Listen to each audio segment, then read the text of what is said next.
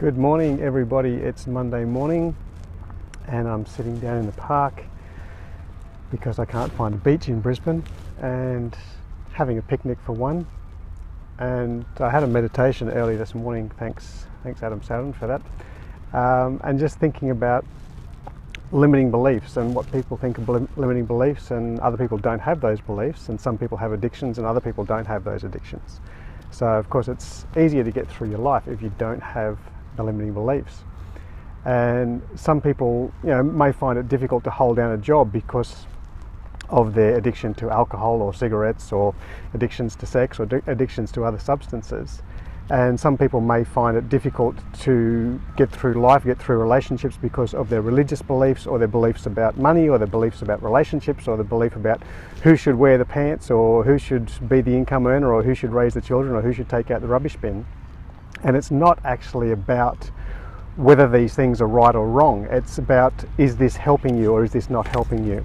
And what I want to do is ask questions. People just throw up, what do you think some common limiting beliefs are about life, about relationships, about money? I was watching a movie last night, and the movie itself doesn't actually matter. As I was just noticing how many movies there are where the rich people are portrayed as nasty bastards, and the common people, the people who don't have money, they're poor but they're honest. And you might see this in Donald Duck. Scrooge McDuck is portrayed as nasty, and he's the guy with all the money. And in the traditional Scrooge, of course, Scooby-Doo, the rich real estate developer, was always the one who was making the kids' lives miserable and scaring everybody. And you see 101 Dalmatians. We're programmed from a very young age through Hollywood that the rich people are nasty. And maybe some rich people are nasty, maybe there's some poor people who are nasty, maybe that belief system's true, maybe it's not true. But if you have that belief system, then it's not going to help you to build wealth. It's not going to help you to become a real estate investor if you've grown up on Scooby-Doo, where the real estate guy was always the bad guy, because you don't want to be a bad guy. You don't want to disappoint your mum. It's going to be difficult for you to find a partner who exceeds your expectations if you have a belief system that you're supposed to be the best, you're supposed to be the richest, you're supposed to be the smartest in the relationship. I've been married a couple of times, and each time I tried to find someone who is smarter than me, because I know I need more in my life. I need more interaction. I need more challenging. I need someone who can actually challenge me on many levels, not just intellectually, because that's how I grow. You don't become better at playing tennis by playing all the 8-year-old kids. You become better at tennis by playing Roger Federer or playing John McEnroe. You've got to find someone who's better than you and hang out with them. Someone's saying, I think I have a problem with self-esteem. Now, self-esteem, obviously a big issue. If you're underconfident in any area, that's going to hold you back. So throw some questions at me, because what I want to do is actually work with these. I mean, I've been financial planning for 25 years. I've come across a lot of people who have come into unexpected money. I've met a lot of people who worked very hard for their money. And what happened in a lot of examples, over 13 examples that I counted from my personal clients, the guys who worked very hard for their money tended to keep it. The guys who received it unexpectedly from lotto, bingo, keno, whatever, they tend to fritter it away. And it's a belief system, it's a self-esteem, like, I'm not good with money, I wouldn't know what to do with money. If I had $1 million, I'd buy an island, but what would I do if I had $1 billion? Because you haven't got the plan, because you haven't got the strategy. If I had a girlfriend, then I'd take her out, or if I had more money, then I'd be more generous. But do you actually have a plan? Do you have a strategy? Do you go on a trip and you don't know where you're going, and you haven't taken any petrol, and you haven't taken any money, or you haven't taken any water with you? Now, I'm down here at the park having a picnic for one. I've got 2 thermoses full of green tea, I've got some water, I've got my laptop, I've got my backup batteries, I've got my dongle. I might be here for 5 hours, I might be here for 2 hours, I'm not sure. I'm prepared for anything. And I want to ask again, throw up some common belief systems that are limiting belief systems. If you have a fear of flying on aeroplanes because you saw a plane crash once in a movie or on the TV or on the news, it was real. Like, these things actually, they do crash every now and then. But if you have a belief system that planes are going to crash all the time, that's going to limit you in life. Whether that belief system is true or not, it doesn't matter. Whether that belief system is true, it can still hold you back.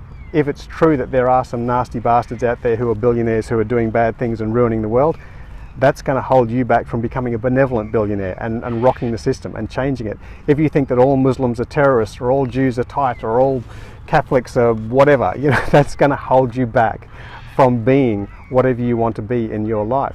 So it's time to bring those things up, because you can't work on the problem until you know what the problem is. You've got to bring these things to the surface, these subconscious belief systems, these fears, these phobias, these belief systems, the BS that was programmed into you by Hollywood movies, by cartoons, by your teachers, by your school, by whoever it was that told you have to work hard to make money.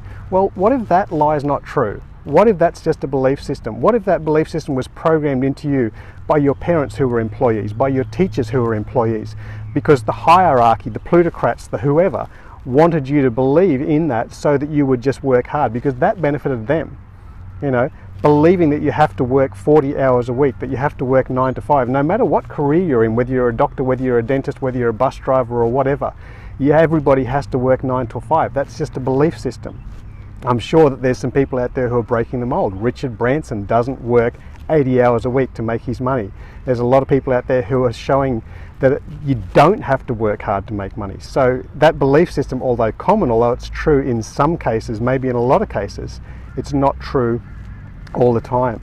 Throw up some of these belief systems that you had, question some of the programming that you've had, and then start to look for the exceptions. Start to look for, every time you see someone who's working 100 hours a week and making really good money, look around for the Richard Branson, look around for the Warren Buffett, look around for the exception to the rule. When you see on Hollywood movies that the rich guys are always the bastards and the criminals and the terrorists and the blackmailers and that sort of stuff, and it's only the hard-working, honest cop that is the normal person who is the hero of the movie, start looking around in real life for exceptions, because guess what? There are some crooked cops around, you know, there are some poor people who are nasty, there are some rich people who are nice. Start to look for the exceptions and then perhaps challenge your own belief system.